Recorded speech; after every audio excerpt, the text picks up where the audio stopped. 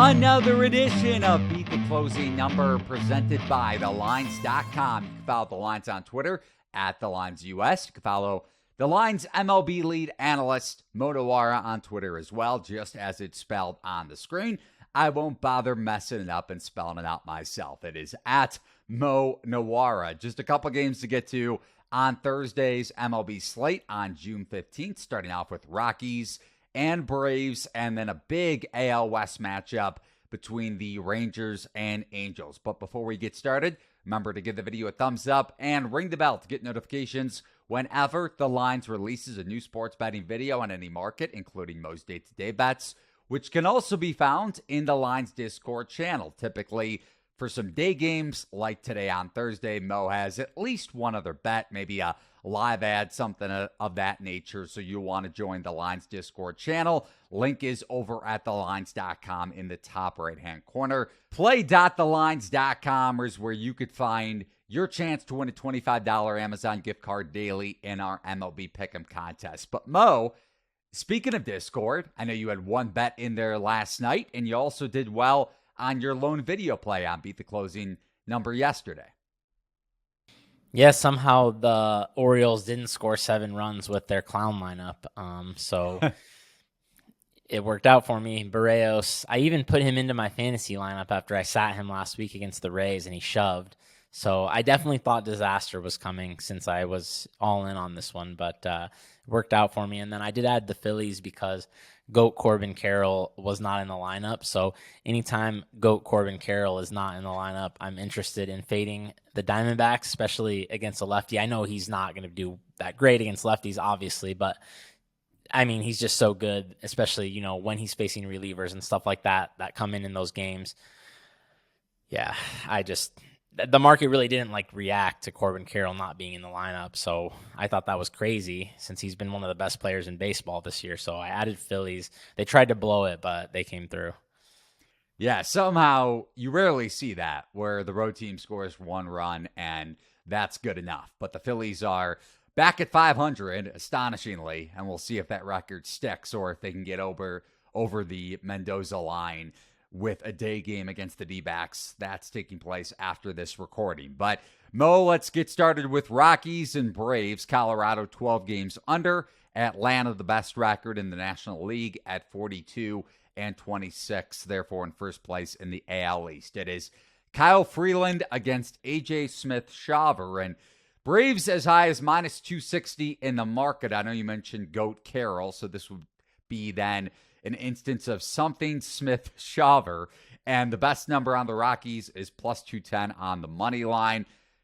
Atlanta has the second best WRC plus against Southpaws this season, and that has a lot to do with how well Ronald Acuna Jr. is swinging the bat. The odds-on favorite or just around that mark as of this recording to win NL MVP, and Sean Murphy, who was acquired in the offseason from the red-hot Oakland A's, despite losing on Wednesday night. He's also fared very well against left-handed pitchers. So I know you are going the other way. You are not backing the favorite or even Atlanta on the run line in this spot. Yeah, this is going to be a scary one.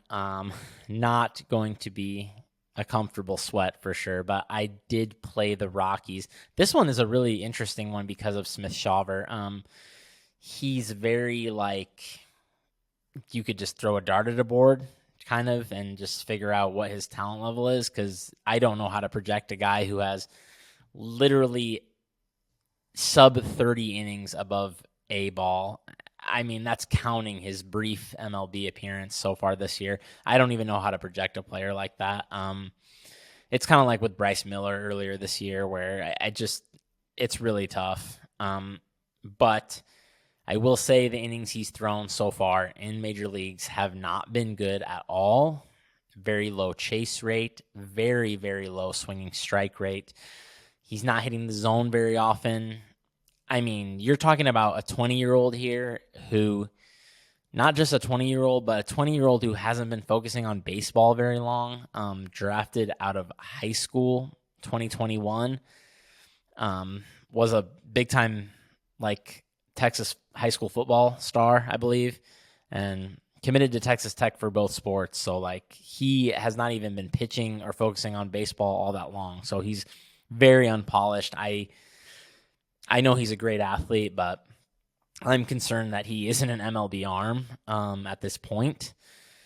Really big range of outcomes here in that sort of situation. That makes me think you can do some pretty creative things with this game. Like, I know Kyle Freeland has terrible peripherals and the Braves crush lefties, but I do think he's going to get better results than his peripherals. He's done it in 900 plus major league innings, with half of those coming in Coors, which usually means your peripherals are going to often end up being better than your ERA because of batted ball results, right? Like, those are going to be bad in Coors, but he hasn't been. So I think he's going to outpitch his peripherals. And I think with the wide range of outcomes that Smith-Shawver could have, like, you could have a Rockies, 5-2 lead early in this game. Like, you could have Rockies parlayed with the over here. You could do Rockies -1.5. Like, you can do a lot of different things here to get a really big payout,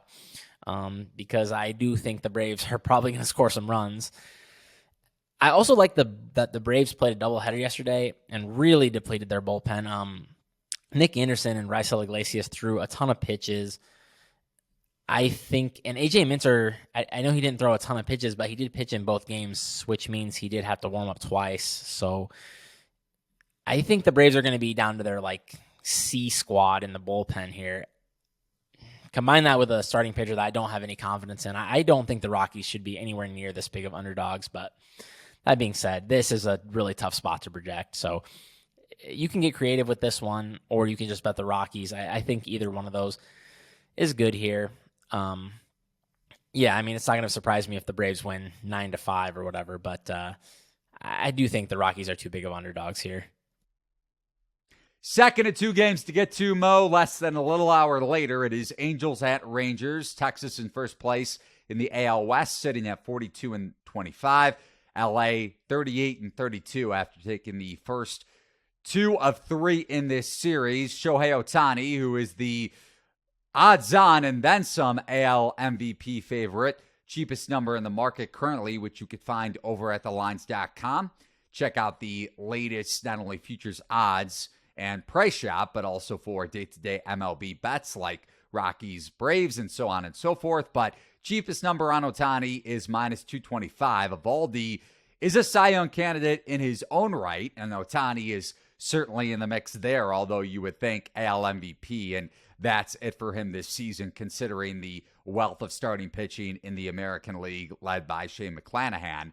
So for this game itself, Texas anywhere between -126 and -140 to win the game outright. Total of 8.5, but there are some juiced overs at 8 with a bit of a cheaper under. And the Angels have had a lot of success, keep in mind, against of all these secondary pitchers, Splitter and Cutter, and that's really no surprise considering LA has a borderline top 5 offense across the majors. So big matchup and the best matchup of the night by far. Angels-Rangers, what do you got, Mo? Yeah, really exciting game here for sure. 2 pitchers that are dealing this year and 2 teams that are solid. I mean, obviously Texas has been great, but Angels have been very, very solid as well.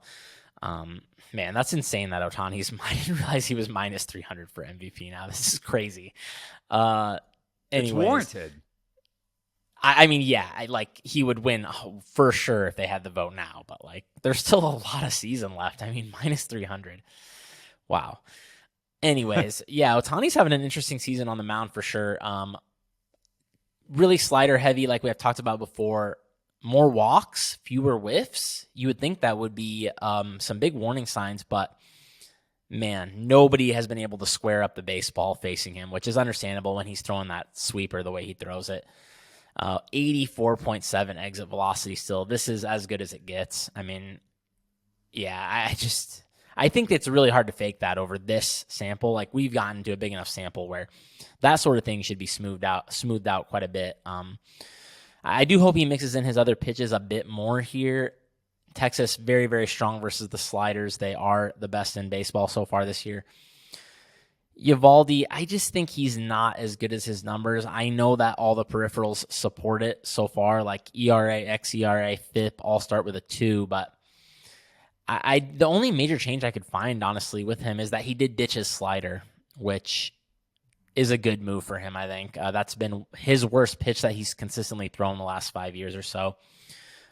So I think that's good. Like, I think he'll be better than, his career numbers, but we're still talking about a guy with a 4.05 ERA in over 1,300 innings pitched. I mean, I just can't really project him better than mid-threes ERA, especially with the offensive environment being higher this year.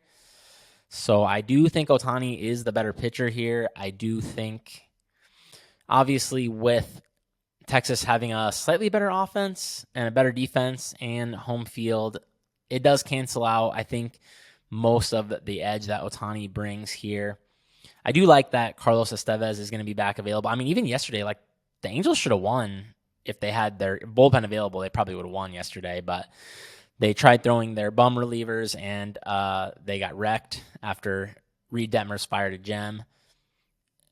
I think plus 110 is as aggressive as you can be with this one, though. The market has started to come down. I got something like my plus 115 on the Angels. I have the Rangers as very, very short favorites. So, I think the Angels are a good bet if you can get better than plus 110 ideally. Plus 110 is as far as I'd go. It's starting to come down. So, unfortunately, some morning steam on the Angels, it looks like today. And as much as we like to hone in on pitching metrics, to your point with Eovaldi, if you look at his last set of opponents, maybe over his last 6 starts or so, Rays, he gave up 4 earned on Saturday. Granted, Texas won that game 8-4. The Seattle lineup that has pretty much struggled over the last month or so. They put up some solid scoring outputs against lower tier competition, but 6 innings, 1 hit allowed in his previous start against the Mariners, then Detroit, Pittsburgh, Atlanta, he gave up 3 earned, and Oakland. So, yeah, the pitching metrics may be warranted, and there may not be signs of potential regression during a certain stretch of a season for a starter, or granted, a large sample size like the entire body of work for him over the course of his first season in Texas. But you have to think that against a lineup like the Angels, like I mentioned, they match up really well against his pitch mix when it comes to his secondary stuff outside of his 4-seam fastball. So I would agree with you. I think the Angels at plus money, if Ohtani ends up, like you mentioned, dictating his own solid pitch mix, then I think the Angels are a solid play. But that's going to do it for this edition of Beat the Closing Number, presented by thelines.com. Remember to follow Mo on Twitter at Monowara. You can follow the Lines on Twitter at TheLinesUS, and I'm on Twitter at Eli Herskovich. Thanks for watching and listening. So long, everybody.